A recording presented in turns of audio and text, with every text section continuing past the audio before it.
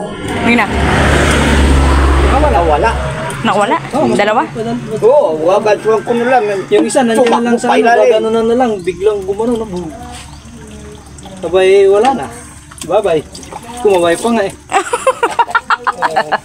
Kumaway pa. Ikinukwento nga nila dyan sa amin yung malaking giant pusit na nahuli nila. Nasa kalmay ng araw kasi nila ay nakatakas pa at hindi nga lang isa kundi dalawa. Sabi ko nga sa kanila baka hindi yun talaga para sa inyo. Pero nakakatuwa nga rin talaga naman kasi tingnan mo napakarami nga nilang huli ngayon. Tamang-tama nga rin pala to dahil nga tayo ay nagtitipid.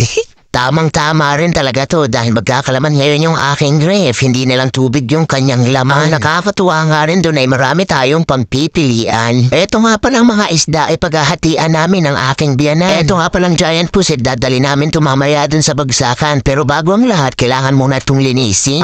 Thank you Lord ka na lang talaga dahil sa dami ng isda. Tamang-tama to, magsasabaw na naman kami mamaya. Laking tipid nga rin namin ngayon dahil yung aming kalamansi napakaraming bunga. Kapag kasagdasagan nga ng isda, nagbebenta rin kami lalo kung maraming ang huli. Pero ngayon, hindi muna kami magbebenta dahil tamang-tama nga lang to sa pambaon ng aming mga estudyante. Ang sarap din naman talaga nitong pusit na to isahog sa pansit sa totoo lang. Pero masarap din naman to adobohin ng tuyo. May napanood nga pala akong isang content na nagsasabi doon na masaya daw maging mahirap at hindi daw malungkot ang walang pera. Kayo, anong magiging opinion nyo? Totoo ba yun? Para sa akin, kung ilalagay ko yung sitwasyon ko sa sitwasyon nyo noon, sasabihin ko talaga na masarap maging mahirap at okay lang naman na walang pera. Iyon ay dahil bata ka pa at hindi mo pa talaga iniintindi yung mga gastusin ng mga panahon na yun. Pero ngayong may pamilya ka na, hindi talaga masaya maging mahirap at lalong hindi masaya ang walang pera. Isipin mo na lang talaga ngayon na hindi talaga tayo makakagalaw ng maayos kung wala tayong pera. Sa totoo lang, pambili ng bigas kailangan mo talaga ng pera. Nung bata pa talaga ako na halos nag-iigib ako ng tubig sa mga kapitbahay ko para lang magkaroon ng pera. At pag nagkapera ako, bibili ako ng bigas, sardinas at saging.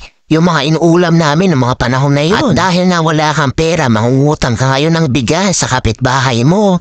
Tapos luglugawin mo at yun yung kakainin mo. Mula umaga hanggang gabi. Sa totoo lang ngayon, puro talaga pera.